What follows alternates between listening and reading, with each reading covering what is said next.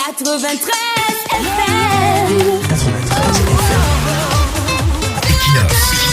Radio.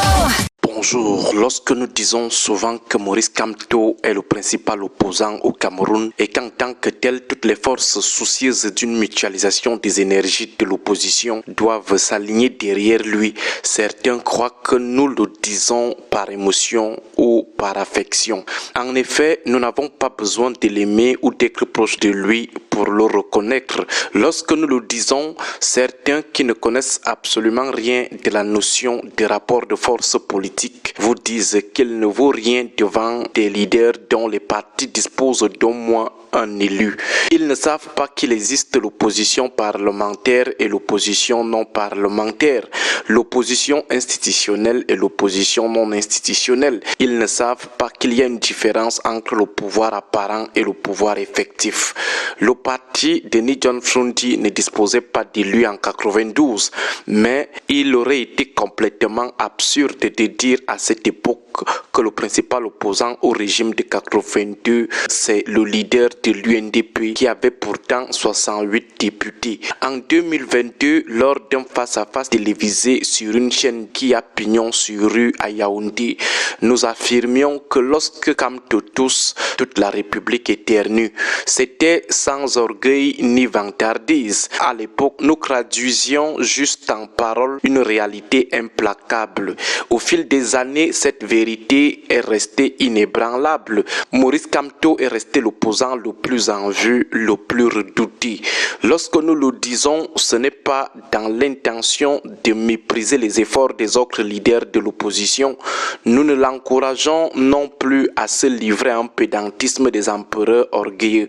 Nous rappelons cela juste pour présenter aux forces du changement, soucieuses d'une mutualisation des énergies de l'opposition, qui, de notre point de vue, doit être le porte-étendard du fait de sa meilleure position dans le ranking des challengers du patron des gens du RDPC.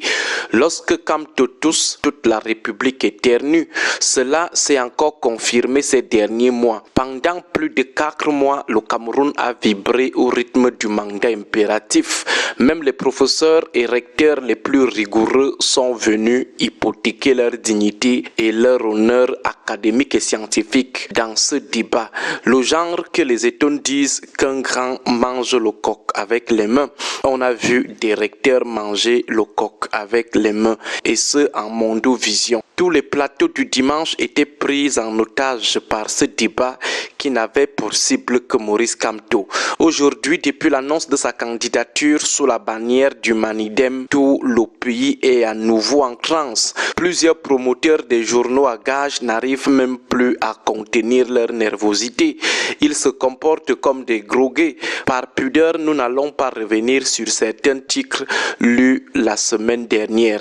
Le voyoutisme pur et simple. Certains membres du gouvernement ne sont pas épargnés par cette nervosité. Ils n'arrivent même plus à contenir leur haine. C'est plus fort que eux. Ils avaient déjà préparé le rejet de la candidature de Kamto au cas où elle était présentée par le MRC sous le fallacieux prétexte de partis non représentés. Maintenant que l'homme leur a filé une panenka, ce sont des pleurs à chaudes larmes dans le quartier. Sur les plateaux de ce dimanche, certains se sont laissés emporter par la rage.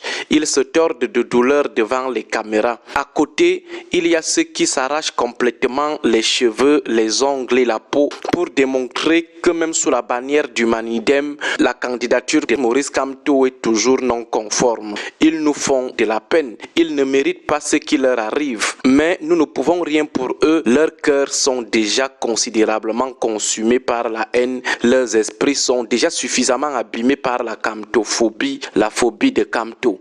Du coup, ils confondent leurs rêves, leurs souhaits, leurs désirs à la réalité, qui est d'ailleurs implacable. Ce qui est étonnant, c'est que ce sont les mêmes gens qui conseillaient à Maurice Kamto de se faire investir par un parti parmi les 18 que le régime lui-même avait présenté comme parti éligible à présenter un candidat. Maintenant que Maurice Kamto les a écoutés, les pleurs redoublent de volume. Ils pleurent davantage. S'il ne les avait pas écoutés, il serait certain certainement en train de dire aujourd'hui qu'il est autiste, orgueilleux. Ce sont par ailleurs les mêmes gens qui nous disaient que leur position enragée sur le mandat impératif était motivée par la seule lecture objective des lois, par le seul souci de faire respecter la loi. Maintenant que Maurice Kamto les abandonne avec le débat, il se fait investir par le Manidem, la rage augmente toujours. Ces mêmes gens disaient que derrière leur rage, il n'y avait aucune peur, qu'ils ne redoutaient pas Kamto, qu'il n'était pas question pour eux d'éviter de l'affronter aux élections. D'ailleurs, ils ne pèsent pas grand-chose. Ces mêmes gens aujourd'hui sont les premiers à épuiser toutes les larmes de leurs yeux sur leur page Facebook qu'ils ont transformée en mur de lamentation.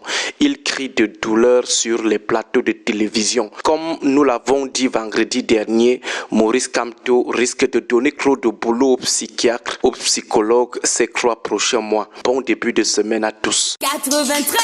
93 FM. Equinox. Radio.